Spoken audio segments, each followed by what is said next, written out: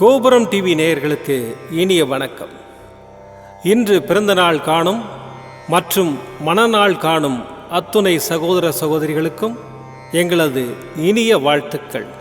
பாபாவின் ஆசிகளோடு பல்லாண்டு காலம் நீங்கள் எல்லா வளங்களும் செல்வங்களும் பெற்று நலமுடன் வாழ வாழ்த்துகிறோம். பாபா அழைக்கிறார்.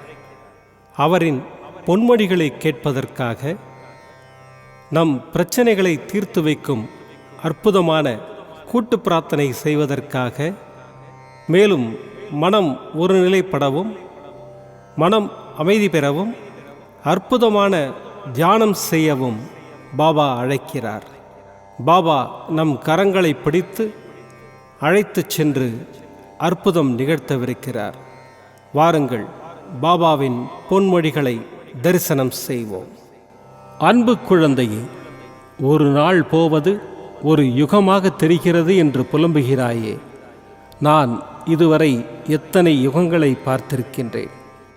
எத்தனையோ பேர் வந்தார்கள், எத்தனையோ பேர் போனார்கள். அவர்களில் பலர் இப்படித்தான் உன்னை போல புலம்பித் தவித்தார்கள். சிலர் மடிந்து போனார்கள், சிலர் எதிர்த்து போராடினார்கள். எல்லாம் முடிந்து அவர்கள் வேறு ஜென்மம் எடுத்து கழித்தார்கள். இனி வருபவர்களுக்கும் இதுதான் நிலைமை. நீ தோல்விகளையும் கஷ்டங்களையும் கண்டு ஓடி ஒளியாதே. தைரியமாக எதிர்த்து நின்று போராடு.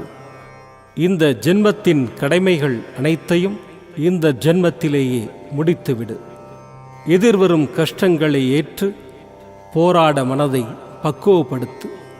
முடியாத போதெல்லாம் சாய்ராம் சாய்ராம் என்று மனதிற்குள் உச்சரித்து கொண்டே இரு. என்னை கும்பிடுவதற்கு வழியை தேடி அலையாதே. நான் அந்தர்யாமியாக உன் உள்ளத்திலேயே குடியிருந்து வருபவன்தான். எனக்கு சடங்கு சம்பிரதாயங்களோடு தான் பூஜை செய்ய வேண்டும் என்று நினைக்காதே. எப்போதும் என்னை நினைத்து கொண்டிருந்தாலே போதும். அப்போது என் பலம் உனக்குள் ஊடுருவி உன் கஷ்டங்களை தவிடுபொடியாக்கிவிடும். உனக்கு எதிராக செயல்படுபவர்களையும் உனக்கு எதிராக துன்பம் விளைவிக்க நினைப்பவர்களையும் நிர்மூலமாக்கிவிடும். உனது விருப்பங்கள் நிறைவேற பிரார்த்தனை செய். வெறும் பிரார்த்தனையினால் உனது பிரச்சனைகள் முடிவுக்கு வரும். உன் அப்பா சாய் இருக்கிறேன், கவலைப்படாதே. ஓம் சாய்ராம். பாபாவின் அற்புதமான பொன்மொழிகளை தரிசனம் செய்தோம். அடுத்த நிகழ்வு கூட்டு பிரார்த்தனை. நம் மனநலன் சார்ந்த பிரச்சனைகளுக்காகவும் உடல் நலன் சார்ந்த பிரச்சனைகளுக்காகவும் மற்றும் நம் அனைத்து விதமான பிரச்சனைகளுக்காகவும் சாய்நாதரிடம் கூட்டு பிரார்த்தனை செய்வோம். வாருங்கள், இந்த அற்புதமான கூட்டு பிரார்த்தனையை செய்வோம். பிரார்த்தனாஷ்டகம். 8 பிரார்த்தனைகள். சாந்தமான மனம் கொண்ட சாயிநாதரே, அறிவின் சிகரமே, அன்புள்ளம் கொண்டவரே, கருணை கடலே, உண்மையின் இருப்பிடமே, மாயை என்னும் இருளை அகற்றுபவரே, ஜாதி மத பேதங்களுக்கு அப்பாற்பட்டவரே, எங்களின் புரிந்து கொள்ளும் திறமைக்கு அப்பாற்பட்டவரே, அன்பின் இருப்பிடமே, ஷீரடி வாழ் இறைவனே, என்னை காப்பாற்றும், என்னை காப்பாற்றும். ஞான சூரியனே, ஞானத்தை வழங்குபவரே, பக்தர்களின் மனங்களில் உலவிடும் பரமஹம்சரே, அனைத்து நன்மைகளுக்கும் காரணமானவரே, தங்களை சரணடைந்தவரை காப்பவரே, படைக்கும் தொழில் புரியும் பிரம்மாவும் காக்கும் கடவுளான விஷ்ணுவும் நீங்களே. 3 உலகங்களையும் யுகங்கள் முடிவில் தன்னுள் ஐக்கியமாக்கிக் கொள்ளும் ருத்திரனும் தாங்களே. நீங்கள் இல்லாத இடம் இந்த பூமியில் ஏது? எல்லாம் அறிந்த இறைவன் நீங்கள். எங்கள் எல்லோரின் இதயங்களிலும் வசிப்பவரும் நீங்களே. எனது எல்லா குற்றங்களையும் மன்னிக்க வேண்டும் என்று வேண்டி கேட்டுக்கொள்ளுகின்றேன். அலை அலையாய் தொடர்ந்து வரும் சந்தேகங்களையும் மனமயக்கங்களையும் போக்குவீராக. நீங்கள் கோமாதா, நான் பிறந்த இளங்கன்று. நீங்கள் சந்திரன், நான் சந்திரகாந்த கல். தங்கள் பாதங்கள் கங்கை நதி. பணிவுடன் இந்த தாசன் உங்கள் பாதங்களில் தலை வணங்குகிறேன்.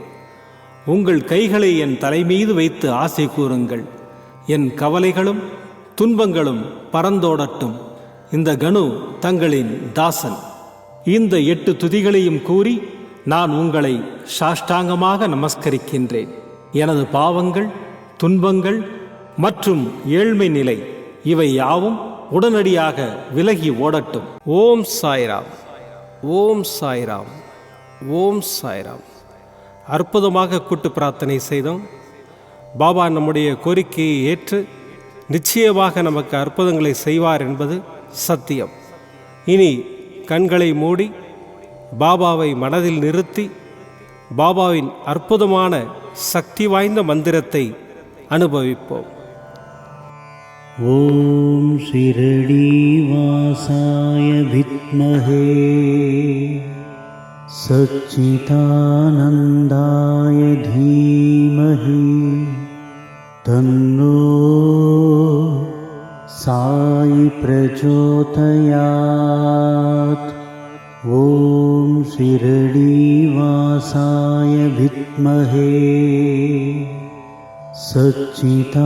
சச்சிதானந்தாய தீமஹி தன்னோ சாய் பிரச்சோதயாத்.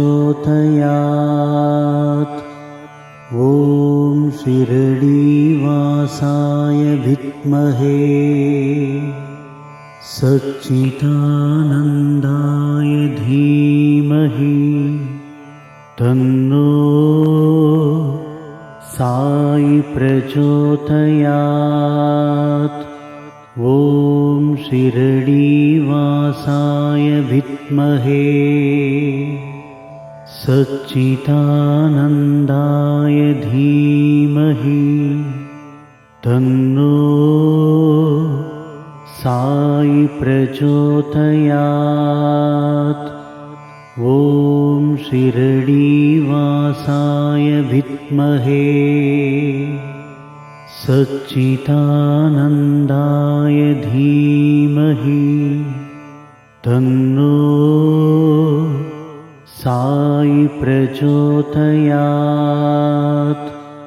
ஓம் ஷிரடி வாசாய வித்மஹே சச்சிதானந்தாய தீமஹி தன்னோ சாய் பிரச்சோதயாத். ஓம் ஷிரடி வாசாய வித்மஹே சச்சிதானந்தாய தீமஹி தன்னோ சாய் பிரச்சோதயாத். ஓம் ஷிரடி வாசாய வித்மஹே சச்சிதானந்தாய தீமஹி தன்னோ சாய் பிரச்சோதயாத். ஓம் ஷிரடி வாசாய வித்மஹே சச்சிதானந்தாய தீமஹி தன்னோ சாய் பிரச்சோதயாத். ஓம் ஷிரடி வாசாய வித்மஹே சச்சிதானந்தாய தீமஹி தன்னோ சாய் பிரச்சோதயாத். ஓம் ஷிரடி வாசாய வித்மஹே சச்சிதானந்தாய தீமஹி தன்னோ சாய் பிரச்சோதயாத். ஓம் ஷிரடி வாசாய வித்மஹே சச்சிதானந்தாய தீமஹி தன்னோ சாய் பிரச்சோதயாத். ஓம் ஷிரடி வாசாய வித்மஹே சச்சிதானந்தாய தீமஹி தன்னோ சாய் பிரச்சோதயாத். शिरडीवासाय विद्महे सच्चिदानन्दाय धीमहि तन्नो साई प्रचोदयात्।